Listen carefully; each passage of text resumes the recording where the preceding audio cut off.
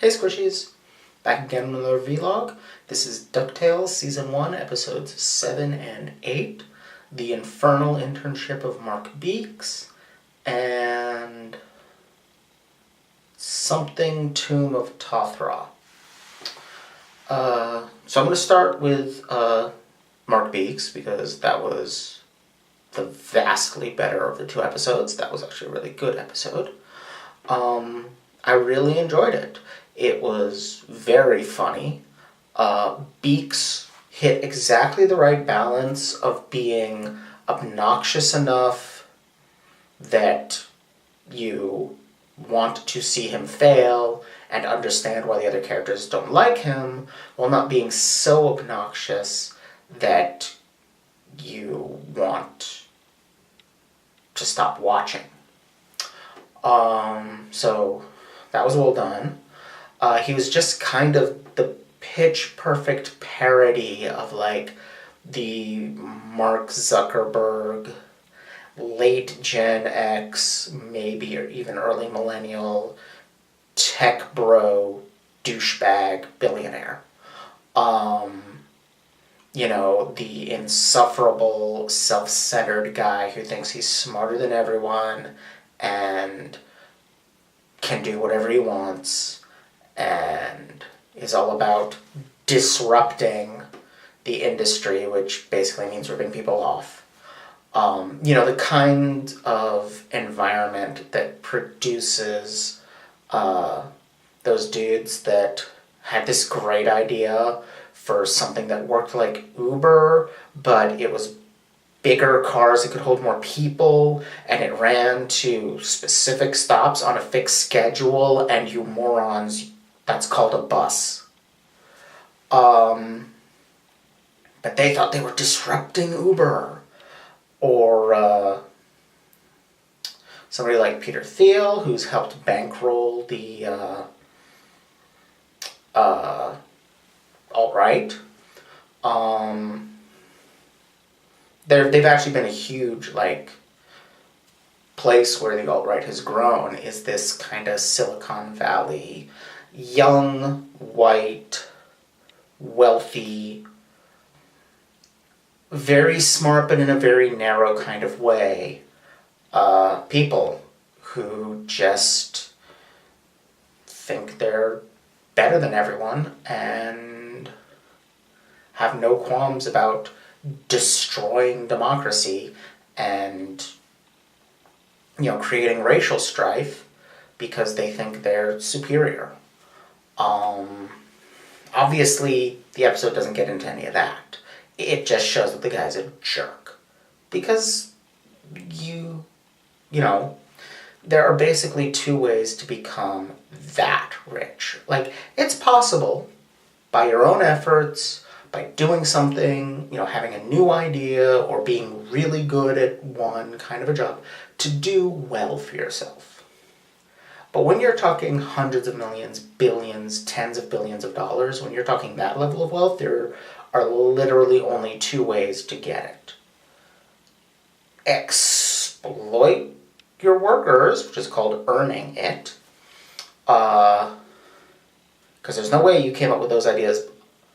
There's no way any human being has come up with $1 billion worth of ideas or creation on their own. They've gotten that by squeezing it out of other people.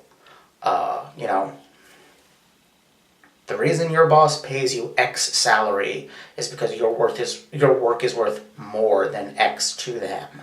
So that difference, they're taking and keeping. That's what I'm talking about exploitation. There are costs and things, the materials they provide to you to do your job, or the resources or the equipment, or, the building or whatever.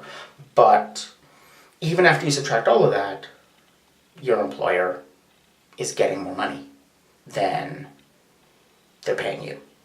So, yeah. If you have a boss, you are being ripped off.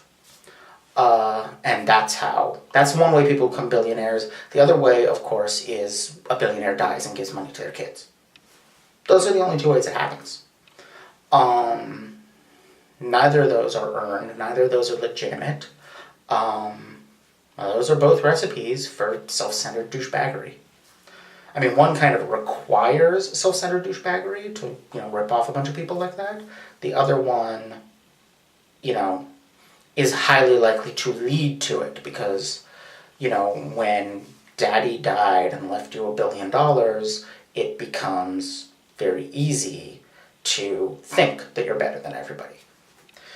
But Beeks is clearly the latter, and in fact, he even takes it further. He is a con artist even by so-called business ethics. Like, he is engaged in outright fraud. And it's actually a reference to an old episode. I don't remember the title of it, but there was an old episode where Fenton Crackshell created commercials for a product that didn't exist because he wanted to apply for like a job in the advertising division. And this was kind of like his proof of what he could do. Those commercials accidentally got run on TV.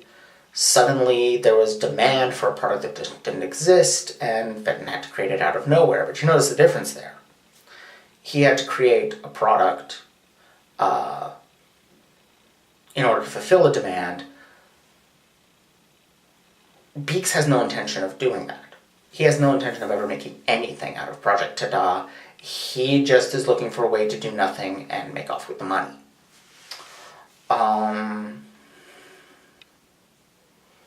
He's pretty thoroughly terrible. But even with the satisfaction of seeing somebody like that get their comeuppance, and boy do I enjoy the scene where he's falling and like the woman is singing and he's trying to grab his phone. That was incredibly funny. And I'm blanking on his name, but the like corporate saboteur assassin guy was just great. Like, I love a good deadpan, no nonsense tough guy dropped into a ridiculous comedic situation. That's just always fun. And they did really well with that, and I hope this character comes back in similarly absurd circumstances. I mean, I could easily see him getting hired by Glumgold to infiltrate McDuck Industries or whatever. Or hired by Beeks again, or something. I'm actually curious, like, I guess Beeks essentially got away with it. He did succeed in ripping everybody off, I'm assuming, because, at the end he was like, I'm just going to fire you, and I'll say you're lying because you're upset about being fired. I mean, the obvious answer is the tough guy talks, but I doubt he's going to do that because that would ruin his career. Only other thing, the one thing that struck me as odd about this episode is, as the characters have been established so far, Dewey is seeking adventure, Louie is lazy and trying to, get rich quick. But it's Dewey in that role in this episode. It just feels like Louie would be the character who would act like this, but then again, there can be more than one facet to a character, and it's good to have that. On the other hand, it does make Louie and Dewey more similar to each other, which I thought was something they were trying to get away from, having the triplets be, essentially one character in 3 bodies. So, I don't really know what's going on there. But that pales in comparison to everything wrong with the next episode, Mummy of Tuthra, or whatever it was. That was bad. That was really bad. I talked about Orientalism in the last DuckTales video, so I won't rehash what it is or why it's bad. I'm just going to lay out how much worse this episode is on that front than House of the Lucky Gander. Because you've got a bunch of ducks who are undeniably white-coated. Obviously, they're ducks, therefore not any race of human. Uh, but, then again, race is not actually a biological thing. It's purely cultural. So, if we're transferring human culture onto ducks and dog people, which is what DuckTales has always done, yeah, human races exist in that setting. And yeah, Scrooge and Donald and their family are pretty straightforwardly white people.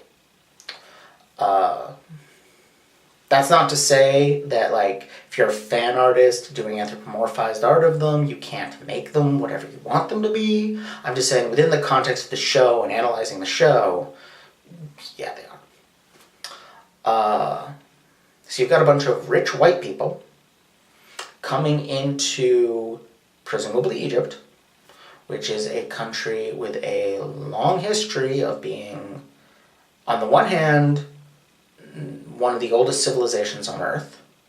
On the other, subject to repeated invasions and colonizations by Europeans. You got them going in and finding out, oh, these poor, primitive people, there's that infantilization aspect of Orientalism. We will introduce them to the wonders of Western culture, by which we mean being mindless consumers of consumer products. Consumer products, which, by the way, are themselves something we took from a culture we colonized. So that's fun. And we're going to explain to them how their whole way of life is terrible and wrong, which, admittedly, their way of life is not good. But, you know, we're going to invade to free them, except by free them, we mean turn them into consumers for our products. Like, that is a repeated pattern in colonization. That is, like mercantilism in the 17th and 18th centuries.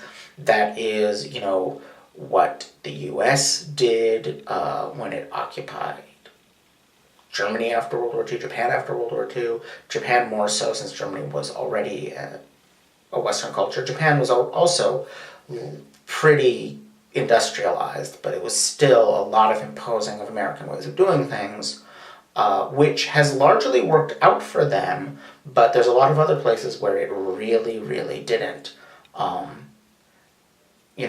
There's a repeated pattern in Latin America especially, but also the Middle East, Africa, of the US, and if you put in other European countries as well, then it's just everywhere that this has happened, of going in to quote-unquote help people be free, by which means imposing our ideas and making them make our products. They end up working in sweatshops to make stuff for us, or,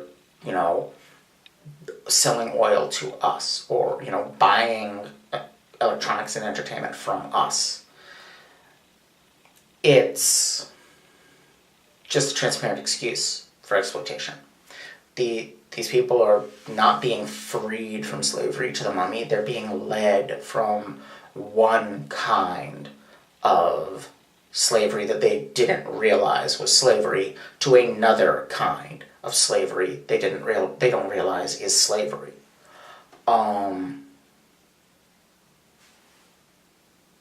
So that too, and on top of that, you've got, the mummy as this ancient, terrible, evil creature, which is entirely an invention of, 19th and early 20th century fiction writers.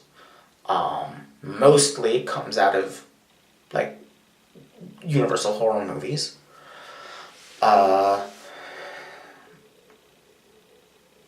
Mummies were just preserved dead people. That's all. They were not monsters. But that's what we've decided that they are. That's what we've turned them into.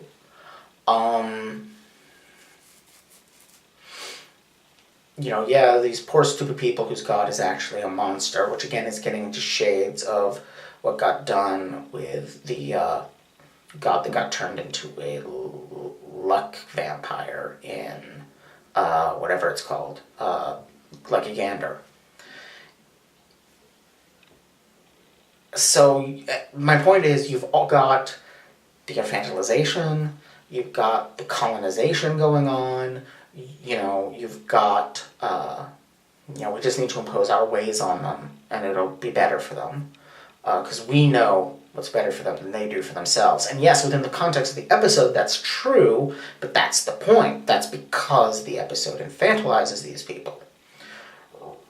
Real people, in conditions like that, would have rebelled centuries ago. There's one guaranteed way to get your people to rebel, and that's to make them hungry and miserable. Especially hungry. Hungry people will not allow their government to stand for long, even if that government is some kind of immortal god king. And the fact that said immortal god king turns out to just be a hoax. So again, we have, all other cultures' myths are lies. Only ours can ever be true. And you've got this idea of like the exotic menace, all rolled up, all cranked up to 11 from the settings they were at in House of the Lucky Gander, and it's really disappointing because it's something that was a rampant problem in the old series, and the increased focus on family was helping keep them away from that. And I was really hoping that they would be able to tell some, globe-trotting adventure stories without doing that, the way they did with Atlantis, because Atlantis is not and never was a real culture. But no, instead, the episodes since then where they've done the real adventuring thing have been just messes of Orientalism. So I'm disappointed in that. I'm loving the episodes that stay in Duckburg, but it seems like every time they leave, the show just gets bad. Which sucks because, Globetrotting Adventure was a big part of the fun of the old show, but it was also riddled with all these problems. So, I don't know. I don't know where we're going to go from here. I don't know if they will get better about this or if they even recognize there's a problem. We'll see. Anyway, that's all I got. Thanks for watching. Don't forget to like, comment, subscribe. You can get access to later vlogs. I'm now almost 6 weeks ahead on the Patreon. You can see 3 months ahead of Nerapocalypse of 09 essays, which is my big writing project about the DC Animated Universe. You can get early access to replay and let's play videos. There's a lot of goodies on there. So check that out, and I will see you all next time. Bye!